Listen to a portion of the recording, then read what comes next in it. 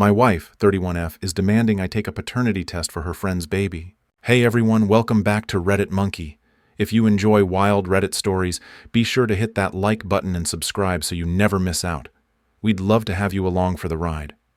Also, let me know in the comments, what's the craziest story you've ever heard on Reddit?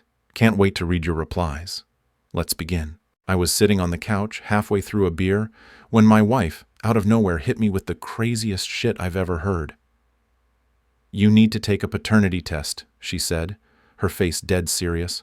I almost choked. "A paternity test?" I laughed, thinking she was playing some messed up joke, but she wasn't laughing, not even a hint of a smile. My stomach dropped, and suddenly everything felt wrong. "For Jazz's baby," she added, her voice flat. "I need to know." My head spun. Jazz? Her friend who had just had a baby? What the hell was she talking about? Why the fuck would you think that's my kid? I could barely process what was coming out of my own mouth. I've met her, what, like 3 times? And always with you. "I don't care," she snapped, crossing her arms like she was bracing for impact. "You need to take the test." I stared at her, absolutely dumbfounded. This is insane. I've never even been alone with Jazz, let alone. Are you seriously accusing me of fucking her? "I'm not accusing you of anything," she said, her voice cold. "I just need to be sure." "Sure of what?" I yelled, jumping up from the couch. "That I'm not a cheating piece of shit? You either trust me or you don't, and right now it feels like you've already decided." Silence. Dead silence. The kind that makes you want to punch a wall because it's like talking to a brick. She looked away, her face hard. "If you have nothing to hide, just take the test." It wasn't even about the test anymore. It was the fact that she didn't trust me. She thought I'd betray her with her own friend.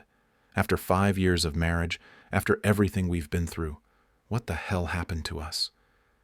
After that night, she barely spoke to me unless it was about the test. It was like a switch flipped in her brain, and she was no longer my wife. She was this cold, distant stranger who only cared about one thing: proving I wasn't the father of a baby that wasn't even mine. The nights were the worst. We'd go to bed, and the silence between us was deafening. I'd lie awake, staring at the ceiling, replaying the last few weeks over and over in my head. Where did this come from? Why was she so convinced I was lying? I'd catch her staring at me sometimes like she was studying me, waiting for me to slip up, like I was some kind of suspect. It was fucking unbearable. One night I broke. "Why are you doing this?" I asked her, my voice barely above a whisper. "Why the hell do you think I'd cheat on you? With Jazz, of all people." She didn't even look at me, just kept flipping through a magazine like I wasn't even there. "I just need to know," she said again, like that explained everything. "It's like you've already made up your mind," I said, feeling my chest tighten. "What happens after I take this stupid test? Are we going to pretend this never happened?" Finally, she looked up, her eyes cold and distant. "If the test proves you're not lying, then we move on." "And if it proves what?" I snapped. "That I'm innocent of something I didn't fucking do?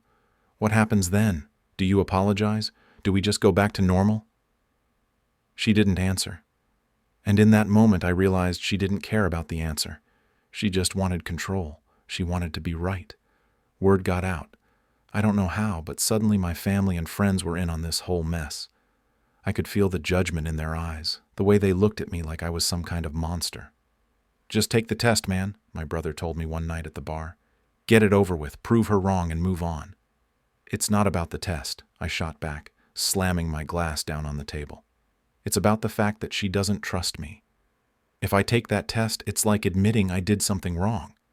He just shrugged, like it was the simplest thing in the world. "Women get paranoid. Maybe she just needs the reassurance." "Fuck that," I muttered, draining my beer. "She's been cold for weeks. She's already made up her mind. This isn't about reassurance, it's about control." But the pressure kept building. My parents called, telling me to just take the damn test and put it to bed. Even my friends were dropping hints, saying maybe it was better to just end the whole thing. But I couldn't. I couldn't let go of my pride, my dignity. Taking that test felt like giving into a lie. It all came to a head when Jazz showed up at our door one evening.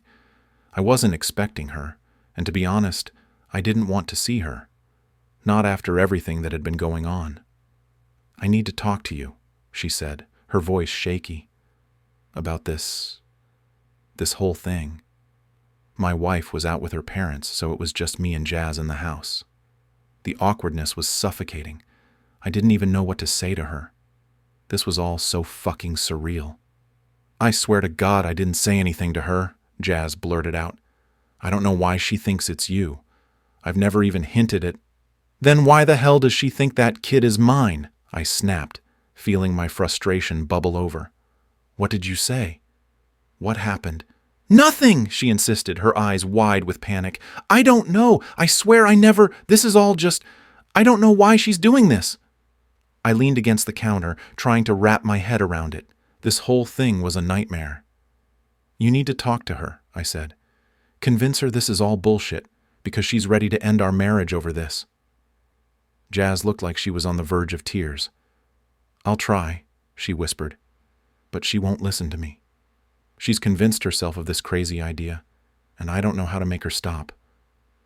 A week later, she gave me an ultimatum. Either I take the test, or we were done. Simple as that. "I don't want to divorce you," she said, her voice eerily calm. "But if you don't take the test, I can't stay married to someone who might be lying to me." I felt my heart shatter. This was it. This was the end of us. And it wasn't because of cheating or infidelity or anything real.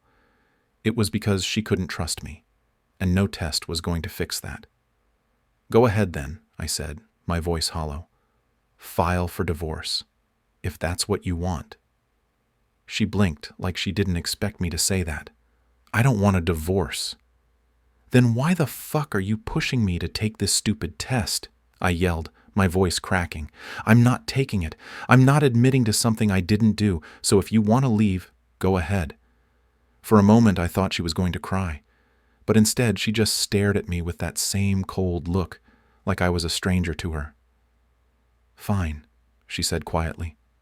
"I'll call a lawyer tomorrow." And that was it. 5 years of marriage done. Just like that. Update. It's been a few weeks since she moved out. I don't even know what to feel anymore. Angry? Sad? Relieved? It's like I'm numb to everything now. She still hasn't filed for divorce yet, but I know it's coming. Her parents have been calling, asking me to reconsider and just take the test. But I'm done with all of it.